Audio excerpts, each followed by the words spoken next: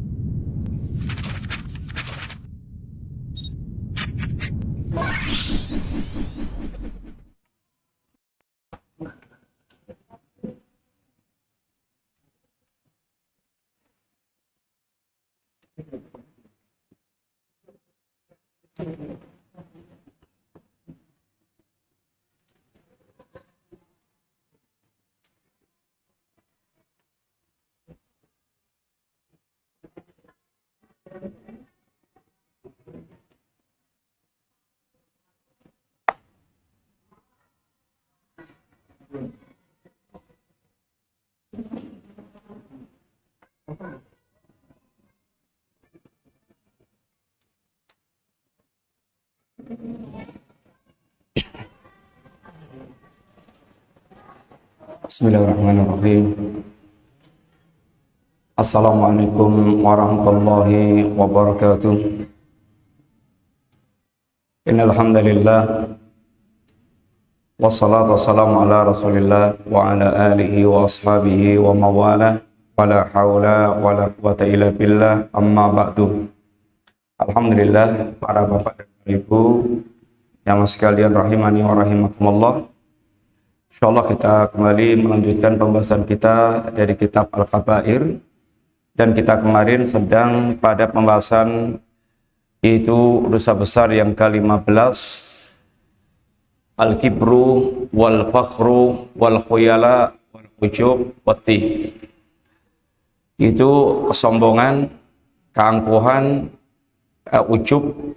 Ini adalah yang semuanya memiliki makna yang mirip. Hanya bedanya kalau kesombongan itu ada orang lain, kalau ujub adalah kebanggaan dengan diri sendiri walaupun tanpa ada orang lain. Dia terkagum-kagum dengan dirinya walaupun tanpa ada orang lain. Kita kemarin telah melewati beberapa ayat atau hadis yang juga beliau sampai bawakan sekalian.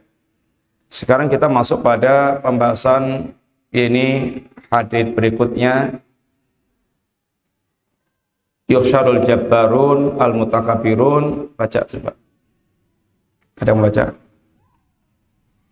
Udah ketemu? Baca mas. Antum baca.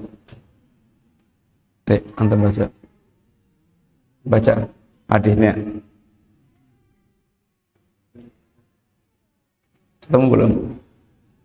Yang udah ketemu siapa? Ya, baca. Yuhsyarul jabbarun, akan dikumpulkan al-jabbarun al-mutakabirun.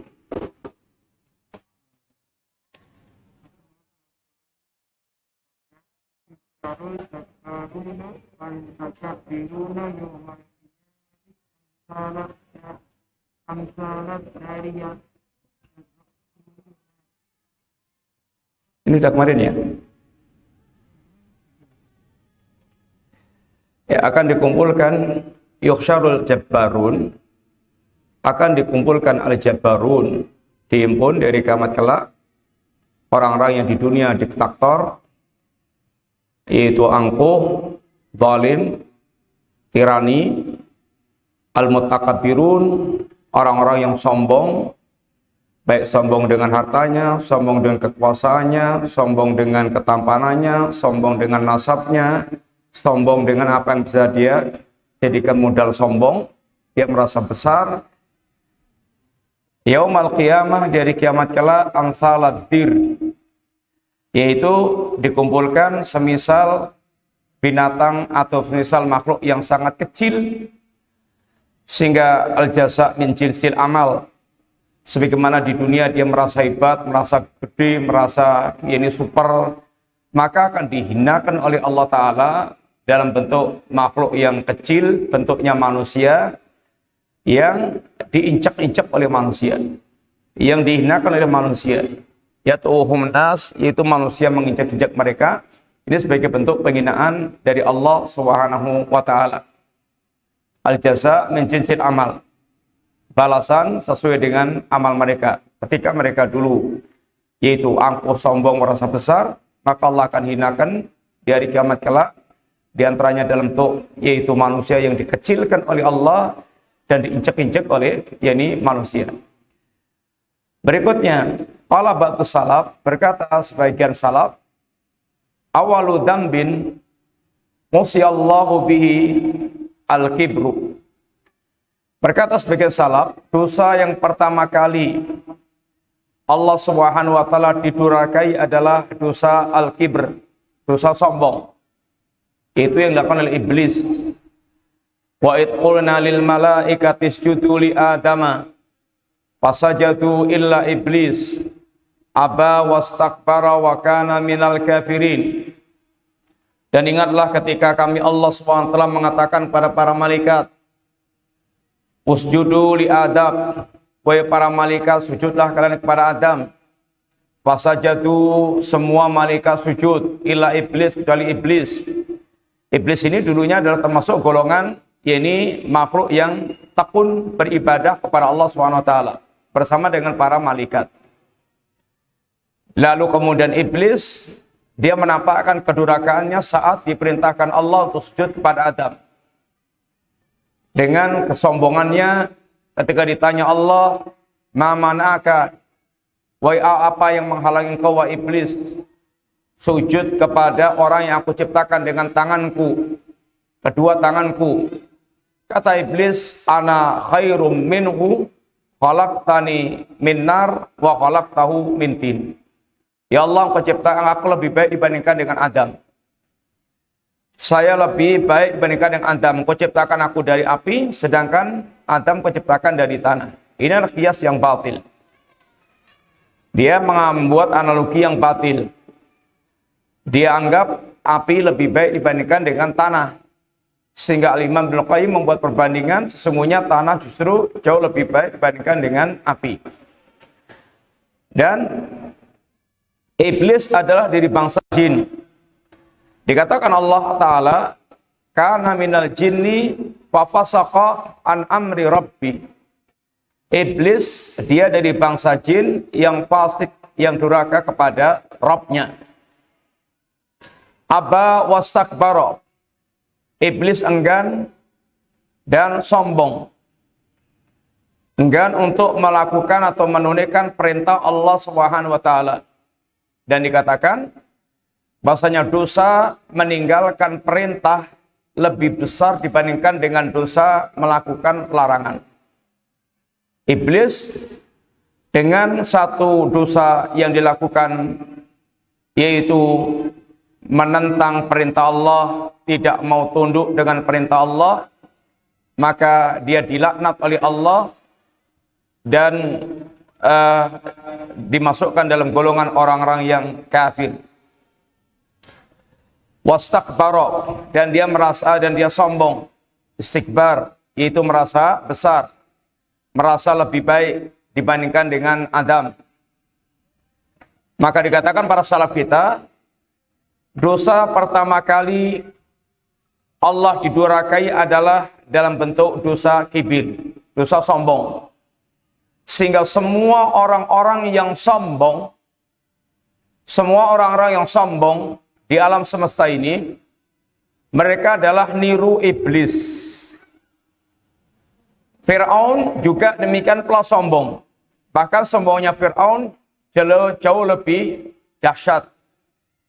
Kalau iblis, sombongnya iblis, dia masih mengakui Allah SWT sebagai sang pencipta.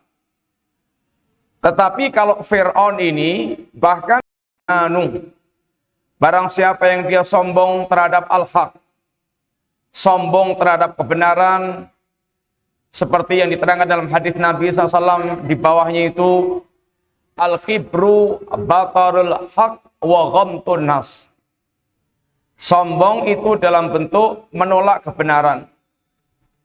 Menolak kebenaran adalah dosa kekafiran. Dosa yang menyebabkan pelakunya dia kafir, menolak kebenaran.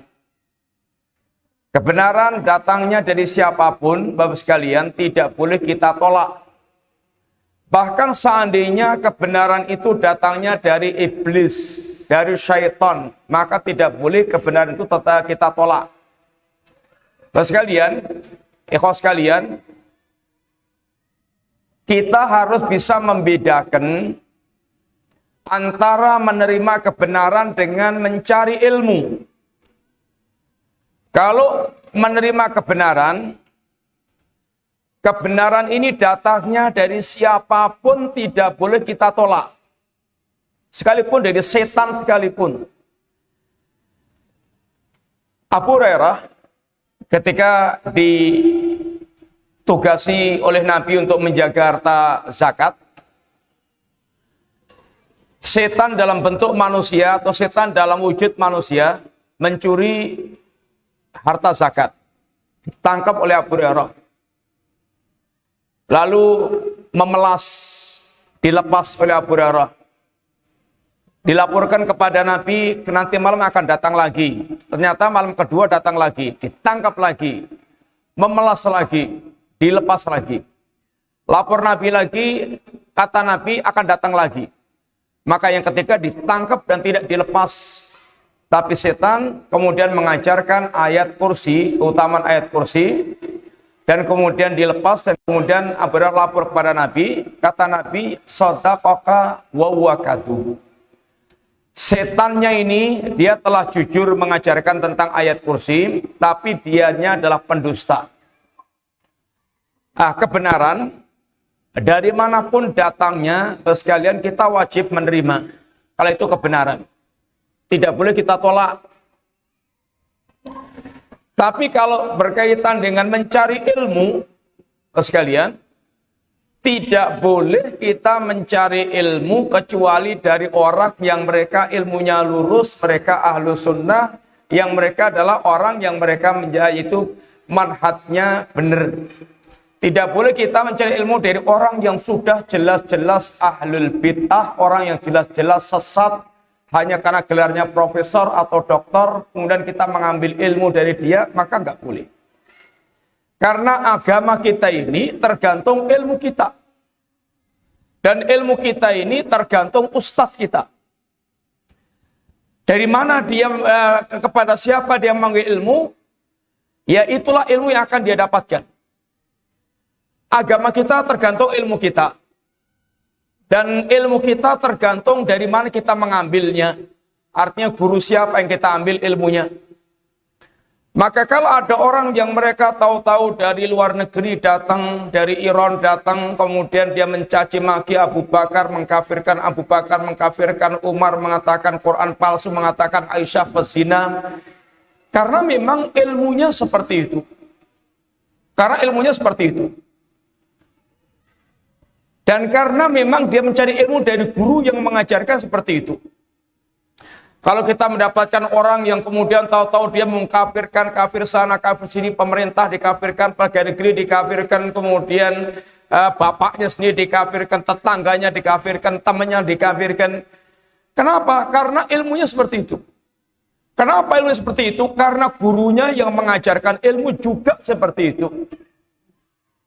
Kenapa ada orang yang mereka itu sangat rajin ke kuburan, mereka kemudian keliling-keliling dan sangat semangat untuk mendatangi kubur-kubur para wali sampai Kemput, Nusantara, ya karena ilmunya kayak gitu. Kenapa ada orang yang mereka agamanya ini norak sampai dia justru menjadi kritikus Islam, semua yang ada dalam Islam dikritiki semuanya, dikritisi semuanya. Kenapa? Ya karena ilmunya kayak gitu.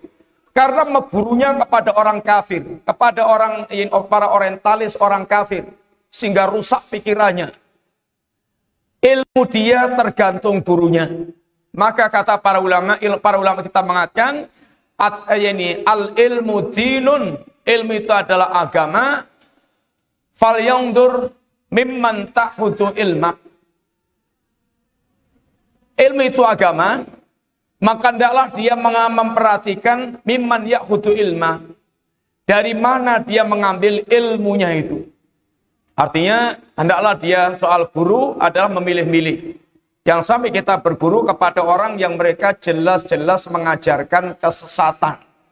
Jangan sekedar karena orasinya bagus, mantap, kemudian pemberani. Dia kalau ngomong nggak tedeng ngaling-ngaling, bukan karena itunya. Kalau hanya gitunya PKI juga bisa, ya ini ceplos-ceplos juga bisa, ya ini berani. Tapi yang kita lihat benernya atau enggak. Itu menjadi standar pertama kali terus kalian mencari ya ini ilmu. Jangan hanya karena semangatnya, karena orasinya, karena ya ini kelihatan luar biasa. Ini semuanya bukan pertimbangan. Pertimbangannya adalah ya ini benar atau enggak. Karena di zaman kita ini orang terfitnah dengan penampilan-penampilan yang seperti itu. Sehingga terkagum-kagum dengan orang yang mereka mengajarkan kesesatan. Maka di zaman dulu para salaf kita, kalau sudah tahu itu adalah orangnya pemikirannya rusak, maka tutup telinga. Nggak mau dengarkan dari orang tersebut. Walaupun yang dia bacakan Quran atau hadis, karena khawatir dia memberikan penjelasan yang kemudian nancep dalam hati, bisa menjadi syubhat yang merusak ini hati. Al-kibru, yang namanya sombong itu adalah batarul haq, itu menolak kebenaran. Sudah tahu jelas-jelas itu kebenaran, maka ditolak. Maka, Bapak sekalian, kalau kita sudah tahu itu kebenaran, dan kita belum mampu untuk melaksanakannya, jangan kita nolak, dan jangan cari-cari alasan untuk membenarkan kita yang belum mampu melaksanakan tersebut. Tapi mending kita ini banyak beristighfar kepada Allah Subhanahu wa taala dan mengakui kalau diri kita ini belum mampu untuk melaksanakannya. Contoh umpamanya, yang paling gampang aja. Celana cingkrang itu hadisnya banyak, penjelasannya banyak, ulama menjelaskan banyak di berbagai macam kitab. Sudah jelas-jelas ada hadisnya, penjelasan ulamanya, kemudian jadi bahan ejekan. Kalau soal dia belum mampu melaksanakannya, maka akui saja belum mampu dan banyak istighfar kepada Allah dan kemudian minta kepada Allah kapan bisa mewujudkannya itu. Jangan kemudian malah mencaci maki, menghina, meremehkan. Ya ini apa yang telah jelas-jelas itu adalah ajaran Rasulullah SAW. Ini bisa jatuhnya sombong karena dia menolak kebenaran dan bahkan merendahkan kebenaran. Dan menolak kebenaran itu bisa arahnya kepada amal kekafiran yang menjadikan dia bisa keluar kafir dari kafir keluar dari Islam. Wa ghamtun nas, ada sombong lagi bentuknya merendahkan manusia. Ini dosa besar. Merendahkan manusia karena hartanya yang banyak sehingga merasa bisa melakukan apa saja, karena pangkatnya yang tinggi atau karena kedudukannya yang hebat. Ini semuanya faktor kesombongan. Hendaknya dia mengobati kesombongannya tersebut. Karena dulu sudah ada Fir'aun, kekuasaannya luas, ini kuat, hebat, dan ujung-ujungnya Fir'aun juga hanya ditenggelamkan Allah di lautan, nggak bisa apa-apa. Dihinakan oleh Allah Ta'ala. Kalau sombong karena harta, dulu pernah ada Qarun, yang hartanya aja kunci gudangnya itu nggak kuat diangkat. Nih puluhan orang-orang yang kuat, dan pamer kepada masyarakat tentang kekayaan hartanya, sehingga orang terfitnah dan terkagum-kagum merasa alangkah sangat hebatnya Qarun, dan berakhir berujung dengan ditenggelamkannya Qarun ke dalam perut bumi. Sudah banyak orang yang mendahului kita dengan keangkuhannya dan kesombongannya, mereka diazab oleh Allah Ta'ala dan dicabut seketika, yakni kenikmatan yang Allah berikan kepada mereka. Wa qala ta'ala, Allah Subhanahu wa taala berfirman, "Innallaha la yuhibbu kulla mukhtalin fakhur." Sesungguhnya Allah Subhanahu wa taala tidak mencintai setiap orang yang mereka sombong lagi angkuh, berbangga diri. Ini bentuk-bentuk kesombongan yang dia kemudian berbangga diri, dia angkuh, dia merasa besar, lebih hebat daripada orang lain, sehingga mengecilkan dan meremehkan orang lain. Wa qala sallallahu alaihi wasallam, yaqulullahu ta'ala, Nabi bersabda, Allah berfirman, itulah diskusi, sekalian diskusi hadis yang Nabi nukil dari Allah Subhanahu wa taala, sehingga bentuknya adalah yaqulullah, jadi Allah berfirman. Tapi beda dengan Al-Qur'an. Kalau Al-Qur'an satu hurufnya dibaca mendapatkan pahala 10 kebaikan, tapi ada diskusi, ya ini berbeda dengan Al-Qur'an. Allah katakan, al-azamatu izari. Keagungan itu adalah izari, sarungku. Wal kibriya'u ridai, dan kesombongan itu, kebesaran itu adalah selendangku. Faman nasa'ani fihima, barang siapa yang dia mencabut salah satu dari al-azamah atau al-kibriya, maka alqaitu finnar, akan aku lemparkan dia ke dalam neraka. Orang-orang yang sombong dan angkuh, kalau ini disandang oleh manusia, Bapak sekalian, itu tampilannya tampilan menjadi zalim, beringas, kejam, rusak-rusaan. Ini orang yang mereka sombong. Yang layak menyandang keagungan dan kebesaran itu hanya Allah Subhanahu wa taala. Allah yang memiliki kesempurnaan sifat, dan hanya Allah yang memiliki, yang patut menyandang al-azamah wal kibriya. Dan apabila yang menyandang Allah, Allah sertai dengan semua kesempurnaan sifatnya, dan Allah layak untuk menyandang al-azamah wal kibriya, karena memang Allah pemilik rububiyah. Allah yang menciptakan alam semesta, Allah yang memiliki semuanya, Allah yang mengatur segala-galanya, sehingga betul-betul Allah pemilik keagungan. Dan Allah ini zat yang memang zat yang ma'agung, dan Allah juga akbar min kulli syai', sehingga kita mengucapkan Allahu Akbar, yakni Allah Akbar, namanya di atas segala sesuatunya. Tapi kalau kita ini adalah dhaif, kita ini makhluk yang dhaif, yang berkumpul padanya kala kefakiran, sehingga tidak layak untuk kemudian dia bersikap angkuh dan merasa hebat. Termasuk Allah nggak suka dengan semua gelar-gelar kebesaran. Maharaja, sang maharaja, raja di raja, hakim agung. Ini semua gelar-gelar kebesaran yang tidak disukai oleh Allah Subhanahu wa taala. Yang layak menyandang keagungan kebesaran hakiki hanyalah Allah Subhanahu wa taala. Dan gelar-gelar seperti itu hanya akan membuat orang terdorong untuk angkuh dan sombong. Barang siapa yang dia mencabut atau dia menyandang al-azamah atau al-kibriya, akan aku lemparkan dia ini ke neraka. Berikutnya, waqala sallallahu alaihi wasallam, ikhtasamatil jannatu wan nar ila rabbiha. Surga dan neraka mengadukan kepada Rabbnya, ini kepada Allah Subhanahu wa taala. Faqalat al-jannatu, berkata surga, ya Rabb, mali yadkhuluni du'afa'un nas wa suqatuhum. Berkata surga, ya Allah, ya Rabb, kenapa yang masuk ke dalamku adalah du'afa, orang-orang lemah dari kalangan manusia, wa suqatuhum, dan orang-orang rendahan, rakyat jelata. Maksudnya, ini pengkhabaran dari surga, bahwasanya yang masuk ke dalam surga itu adalah para du'afa. Rata-rata yang banyak memasuki surga adalah para du'afa. Wa suqatuhum, suqat itu adalah orang-orang yang jatuh, artinya orang-orang yang rendahan, bukan pejabat, bukan orang-orang yang hebat. Maksudnya adalah terpinggir dalam masalah ekonomi, dalam masalah kedudukan. Mereka adalah orang-orang yang terpinggirkan.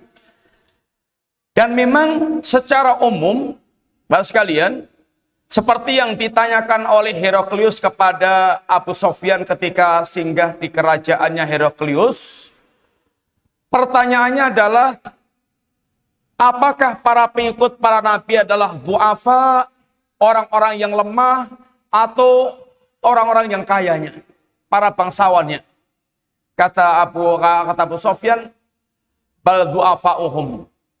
Yang menjadi pengikut para nabi-nabi, yang menjadi pengikut Rasulullah atau Muhammad SAW adalah para orang-orang yang lemah.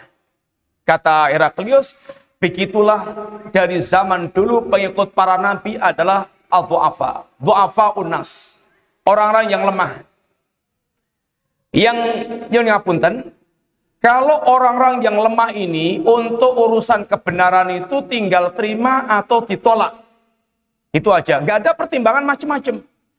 Tapi kalau pejabat, orang kaya, pembesar, tokoh, itu yang ngapunten biasanya pertimbangannya banyak. Ada yang pertimbangan masa. Kalau saya nanti terima kebenaran, masa saya hilang. Ada pertimbangan kekuasaan. Kalau saya nanti terima kebenaran, kekuasaan saya bisa lenyap. Ada pertimbangan dunia. Kalau saya terima kebenaran, nanti dunia saya hilang. Dan itu sejarah, sepanjang sejarah ada orang-orang yang seperti itu. Contoh, yang pertimbangannya kekuasaan, Heraklius sendiri.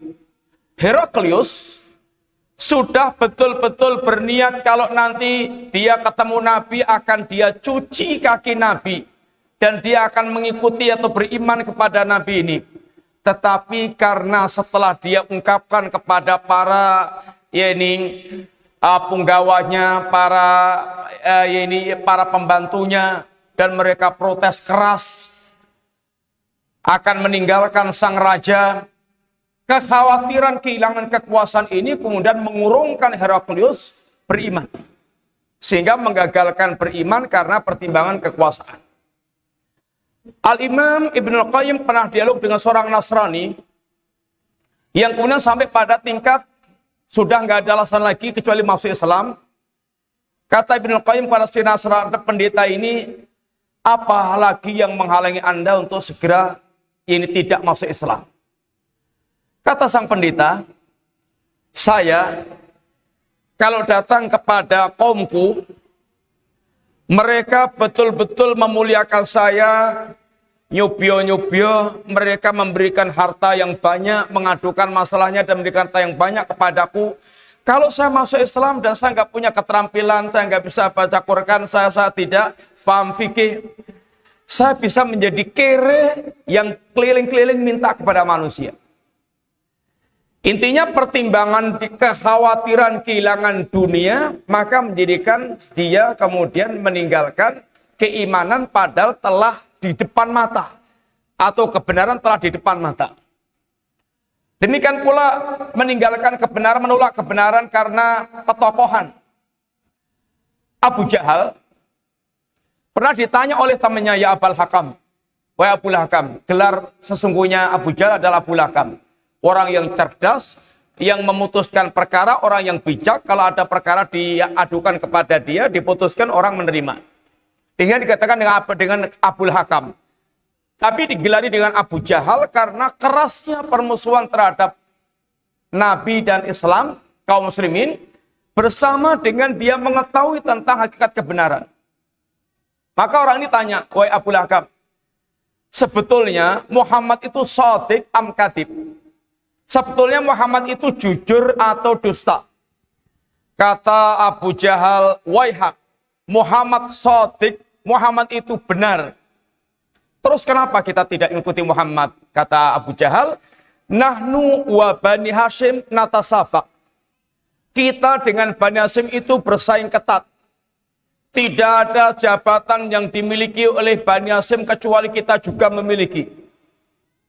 Kalau sekarang muncul di kalangan Bani Hashim orang yang mereka itu mengaku nabi, muncul seorang nabi di kalangan Bani Hashim, nggak mungkin dari kalangan kita akan muncul nabi. Maka aku tidak akan mengimani Muhammad.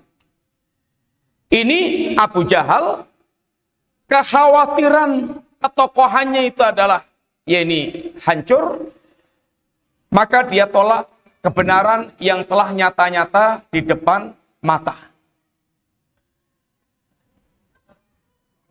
Sehingga para penghuni surga rata-rata para du'afa yang mereka dalam menerima kebenaran dengan fitrahnya lebih gampang dibandingkan dengan orang-orang yang mereka punya banyak pertimbangan. Pertimbangan harta, pertimbangan dunia, pertimbangan jabatan, pertimbangan kedudukan, pertimbangan pengikut, dan seterusnya. Kemudian waqalatin nar, berkata neraka, usirtu bil jabbarin wal mutakabbirin. Diutamakan atau masuk ke dalamku, masuk ke neraka. Aku diutamakan dengan orang jabbarin wal mutakabbirin. Ya, ini rata-rata yang menjadi penghuni neraka itu adalah orang-orang yang sombong, orang yang tiran, orang yang zalim, orang yang mutakabbir, orang yang sombong. Ini adalah rata-rata penghuni neraka. Karena tampilannya akan menolak kebenaran, merendahkan manusia, angkuh, kemudian zalim, kemudian dia bersikap sewenang-wenang. Firman Allah Ta'ala, tilka darul akhiratu naj'aluha lilladzina la yuriduna uluwan fil ardi wala fasadan. Itulah kampung akhirat, yaitu surga maksudnya. Yang surga itu naj'aluha, kami jadikan lilladzina la yuriduna uluwan, bagi orang yang mereka tidak mengendaki kesungguhan, ketinggian, yaitu keangkuhan dan kesombongan di muka bumi, wala fasadan, tidak menghadapi kerusakan. Bapak sekalian, tipe manusia di muka bumi itu satu, ada yang mereka menghendaki kesombongan, ketinggian, tapi tidak ingin melakukan kerusakan. Yang penting dia bisa menjadi raja, menjadi penguasa, menjadi orang yang terdepan, menjadi orang yang tinggi, suka dengan ketinggian-ketinggian. Ketinggian-ketinggian yang membuat yang tidak membuat dia tawadhu, tapi yang membuat dia itu ya ini angkuh. Yang penting dia menjadi orang yang tinggi serba terdepan. Yang kedua, orang yang mereka ini tidak menginginkan ketinggian, tetapi dia melakukan kerusakan. Ahlul fasad. Orang-orang yang mereka itu sukanya melakukan kerusakan. Walaupun dia tidak ingin memegang kekuasaan, menjadi orang yang tinggi. Yang ketiga, orang yang mereka itu memang ambisi kepada ketinggian dan sekaligus kerusakan. Yang keempat, orang yang mereka la yuriduna uluwan wala fasadan. Orang yang mereka tidak ingin angkuh dan sombong dan tidak ambisi dengan ketinggian dan juga tidak ingin melakukan kerusakan, itulah mukmin yang bertakwa kepada Allah Subhanahu wa taala. Wal akibatu littaqwa, dan akibat akhir hanya bagi akibat akhir yang baik adalah untuk orang-orang yang mereka bertakwa kepada Allah Subhanahu wa taala. Sehingga di sini surga tidak akan ditempati oleh orang-orang yang mereka artinya ada kesombongan, keangkuhan dan membuat kerusakan. Maka sekalian, surga yang masuk ke dalam surga itu benar-benar orang yang hatinya telah dibersihkan sebersih-bersihnya oleh Allah Subhanahu wa taala, sehingga dalam surga ini ikhwanan ala surrin ikhwanan mutaqabilin. Mereka duduk berhadapan-hadapan penuh dengan persaudaraan, mereka saling ngobrol, berbicara. Itu disebabkan karena hatinya betul-betul sudah bersih dari segala penyakit-penyakit ini hati. La yasma'u fiha lahwan wala ta'thiman. Di surga dia tidak pernah mendengar berbagai macam perkataan yang lahwan, yang sia-sia, apalagi dosa. Maka betul-betul surga bersih dari ungkapan-ungkapan yang kotor, yang jelek, yang sia-sia, apalagi yang dosa. Adapun kalau di dunia itu masih penuh dengan lahwun, penuh dengan perkataan, perbuatan jadi dosa. Maka termasuk di antara yang Allah lakukan, itu akan ada kisos. Kisos pertama berkaitan kisos masalah, yaitu antar manusia. Sampai semua permasalahan yang pernah terjadi di dunia akan ditegakkan kisos. Maka sebelum manusia dia yaitu dikisos kelak di akhirat, maka hendaklah dia menyelesaikan urusannya di dunia sekarang ini. Dan orang-orang yang zalim, Allah ingatkan jangan sangka Allah lupa dengan perbuatan-perbuatan mereka. Akan ada kisos, penegakan kisos seadil-adilnya. Kemudian ini kisos yang pertama. Ada kisos yang kedua, ini khusus yang akan masuk surga, yang dilakukan Allah di jembatan Qantoroh. Yang kisos ini adalah betul-betul mengkisos sehingga hatinya betul-betul bersih total. Sehingga tidak ada lagi masalah di antara satu mukmin dengan mukmin yang lainnya. Sehingga betul-betul mereka masuk surga dalam keadaan hatinya adalah hati yang bersih.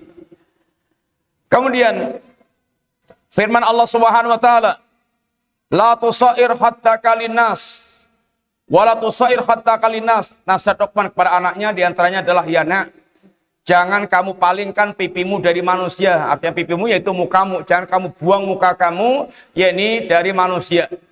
Membuang muka dari manusia itu artinya sombong, angkuh. Antum kalau ketemu Pak Bupati umpamanya terus mukanya dibuang gitu, kira-kira diapakan gitu. Membuang muka ini adalah bentuk kesombongan, keangkuhan, sehingga merasa dia tidak menghormati, tidak memuliakan, dia menghinakan. Ini adalah perilaku yang menunjukkan keangkuhan, kesombongan. Wala tamsi fil ardi maraha. Jangan berjalan di muka bumi dengan ini petentang-petenteng, yaitu jalannya orang yang sombong, jalannya orang yang kemelinti, yang angkuh. Innallaha la yuhibbu kulla mukhtalin fakhur. Allah tidak suka kepada orang yang mereka angkuh lagi berbangga diri. Kemudian hadis Salamah ibnul Aqwa, dia menceritakan akala rajulun inda Nabi SAW bishimali. Ada orang yang makan di sebelah Nabi dengan tangan kiri. Lalu dikatakan kul biyaminik, makalah dengan tangan kananmu. Ini termasuk di antara faedahnya sekalian, kalau kita melihat ada orang yang mereka jelas-jelas melakukan kemungkaran, maka hendaknya menasihati dia supaya dia melakukan yang benar. Di antaranya ketika ada yang makan dengan tangan kiri, diingatkan makan dengan tangan kanan, minum dengan tangan kanan, jangan pakai tangan kiri, apalagi dalam wilayah kekuasaan kita. Dia anak kecil, anak kita, atau adik kita, atau mungkin orang yang di bawah kita. Sehingga hendaknya dia menasihati supaya dia melakukan yang benar. Kata orang ini, la astati, aku nggak bisa, nggak mampu untuk makan dengan tangan kanan. Ma mana'u illal kibr, tidak ada yang mencegah dia makan dengan tangan kanan kecuali sombong. Yang dia mengatakan saya nggak mampu tadi, dia ungkapkan yaitu dengan kesombongannya. Bukan karena dia tidak mampu dengan menggunakan tangan kanan, tapi dia tolak dengan kesombongan, padahal yang menasihati Nabi. Maka kata Nabi, lastatokta. Ini termasuk di antara doa yang Nabi sampaikan. Oh, kamu nggak mampu betul pakai tangan kanan. Fama rafa'aha ila fihi ba'da. Setelah itu dia betul-betul tangan kanannya tekle, tahu tekle nggak? Nggak bisa dipakai ngangkat untuk ini ke mulut. Sehingga hendaknya hati-hati orang yang mereka menolak hadis Nabi dengan kesombongan. Ada hadis Nabi, kalau bangun tidur itu supaya cuci tangan dulu. Karena semalam itu tangan ini gremetnya kemana nggak tahu. Kadang-kadang antum nggak kerasa gremet ini dari ujung kepala sampai seluruh tubuh sampai ke mana-mana. Ini tangan semalaman kemana kita rata nggak tahu. Kadang-kadang nggak tahu. Sehingga apakah kukur-kukur di sebelah mana, masuk kemana-mana, lorong mana yang dimasuki nggak tahu, nggak sadar. Maka bangun tidur diajarkan Nabi, ini supaya cuci tangan dulu. Sebelum yang lain-lain cuci tangan dulu. Ada orang yang dengan sombongnya mengatakan, saya tahu. Semalam tangan saya kemana aja saya tahu. Karena sombongnya untuk menolak hadis Nabi. Maka didapatkan orang ini, kemudian tangannya masuk ke duburnya itu sampai ini pergelangan tangan. Ini termasuk bagian azab dari Allah SWT untuk orang-orang yang mereka sombong. Kemudian, waqala Nabi SAW, bersabda Nabi SAW, ala ukhbirukum bi ahlin nar. Mau enggak aku kabarkan pada kalian tentang ahli nar, penduduk neraka. Kullu utulin, utul. Ini orang yang keras kepala. Utul, ya kasar. Orangnya kasar. Ya ini kasar. Tidak punya adab. Jawadin. Jawadin itu ambisius mengumpulkan harta, tapi pelit mengeluarkannya. Ya ini jamu manu, ambisius mengumpulkan dunia, dan dia pelit untuk mengeluarkan hartanya itu. Orang-orang yang ambisius tentang dunia. Mustakbir, orang yang sombong. Ini perilaku ahlun nar yang menyebabkan dia masuk ke dalam neraka. Itu diantaranya bentuk-bentuknya seperti itu. Utul, orangnya itu kasar. Ini tidak punya kelembutan. Kasar. Jawad, ini ambisius tentang urusan harta. Orang kalau sudah ambisius, maka tidak mau tahu cara mengumpulkannya kayak apa. Dari barang yang haram, dari cara yang haram nggak ada urusan. Yang penting dia bisa mengumpulkan harta. Sehingga dia akan membabi buta dalam masalah mengumpulkan, yaitu dunianya. Nggak mau tahu caranya. Kemudian,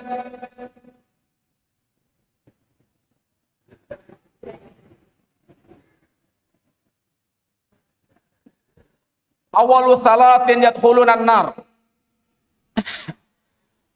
3 kelompok yang pertama kali masuk neraka. Amirun musallid, pemimpin yang bengis, pemimpin yang bengis. Wa ghaniyun la yu'addi zakah, orang kaya yang enggak bayar zakat.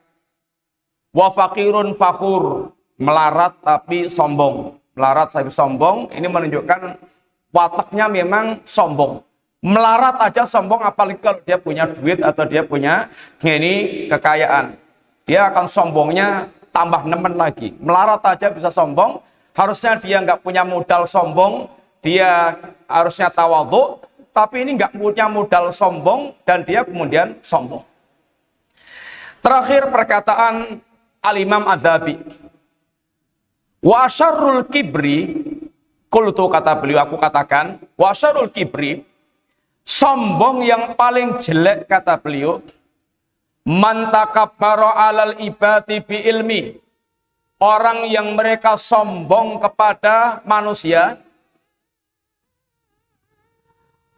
orang yang mereka sombong kepada manusia, kepada orang lain, bi ilmi, dengan ilmunya, wa ta'adzama fi nafsi bi fadilati, dan dia merasa hebat, merasa besar, merasa ini agung dengan keutamaan dirinya.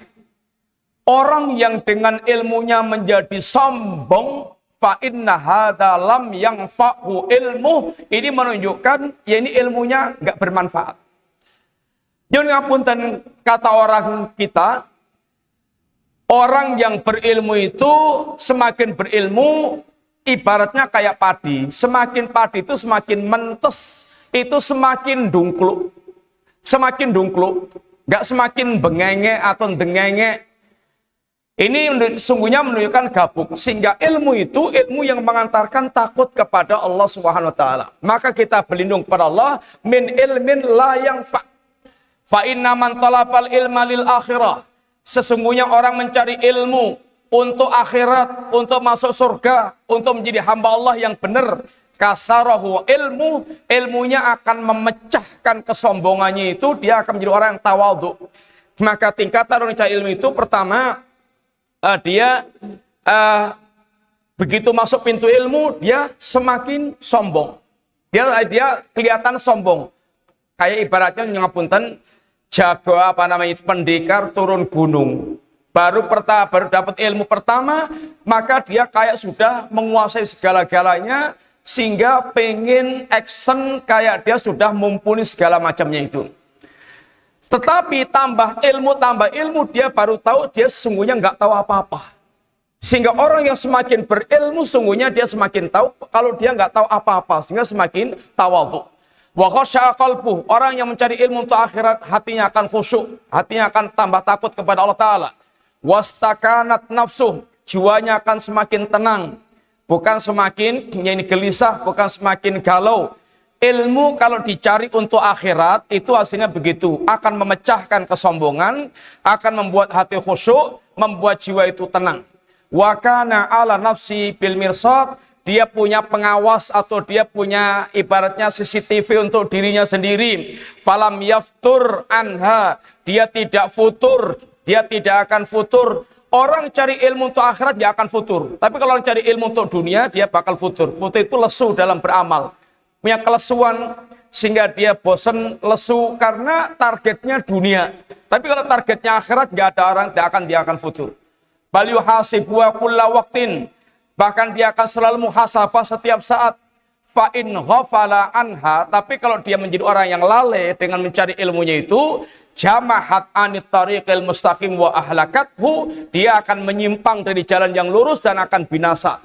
Wa man talabal ilma lil fakhri wa riyasah, barang siapa mencari ilmu karena sombong dan mencari kedudukan, nadhara ilal muslimin syatran, dia akan memandang muslimin rendah, hina, wa tamahaqa wa tahamaqa alaihim, menganggap muslimin itu ya dianggap orang-orang yang ya ini ya rendahan.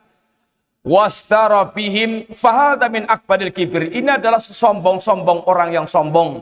Wala yadkhulul jannata man fi qalbi mithqalu dzarratin min kibrin, dan tidak akan masuk surga orang yang dalam hatinya ada kesombongan walaupun hanya sebiji sawi. Fala haula wala quwwata illa billah.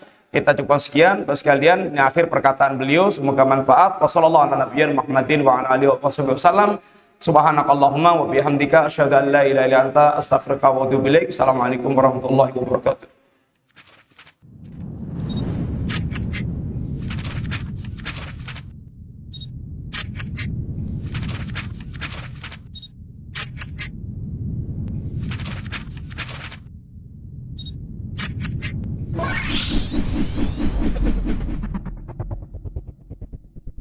Ihya, elegan dan syar'i.